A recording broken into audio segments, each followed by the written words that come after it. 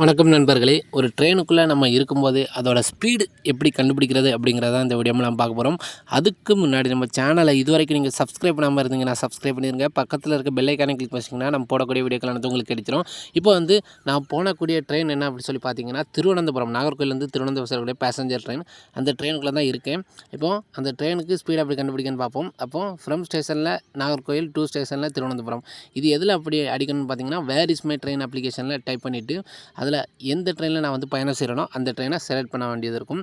இப்போ 8:05 AM செல்லக்கூடிய Nagercoil Thiruvananthapuram north passenger எக்ஸ்பிரஸில் தான் நான் போயிட்டுருக்கேன். அதை செலக்ட் பண்ண உடனே நான் எங்கே போயிட்டுருக்கேன் அப்படிங்கிறது எல்லா டீட்டெயிலும் டிஸ்பிளே ஆயிரும்.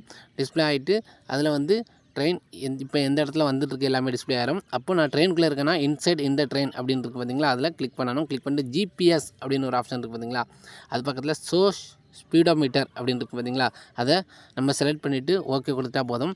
இங்கே நமக்கு லெஃப்ட் சைடில் அதாவது ஸ்பீடு மீட்டர் நமக்கு விழுந்துடும். அதாவது 13 கிலோமீட்டர் ஸ்பீடில் இப்போ ட்ரெயின் போயிட்டுருக்கு.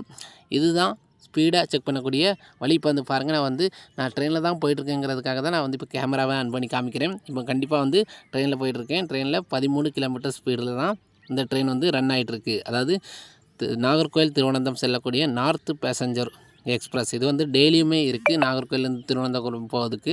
ஓகே, இப்போ மறுபடியும் நான் அதை கிளிக் பண்ணி உங்களுக்கு செக் பண்ணி காமிக்கிறேன் பாருங்கள். இப்போ எவ்வளோ கிலோமீட்டர் ஸ்பீடில் இந்த ட்ரெயின் ரன் ஆகிட்டுருக்கு. 10 கிலோமீட்டர் பெர் ஹவர் ஸ்பீடில் இந்த ட்ரெயின் ரன் ஆகிட்டுருக்கு. இதுதான் ட்ரெயினில் ஸ்பீடை கண்டுபிடிக்கக்கூடிய வழி. இப்போ உங்களுக்கு புரிஞ்சிருக்கும்னு நினைக்கிறேன். ட்ரெயினில் எப்படி எத்தனை கிலோமீட்டர் ஸ்பீடில் இந்த ட்ரெயின் போகுது அப்படிங்கிறதுக்கு where is my train application உங்களுக்கு பயனுள்ளதாக இருக்குது. நன்றி.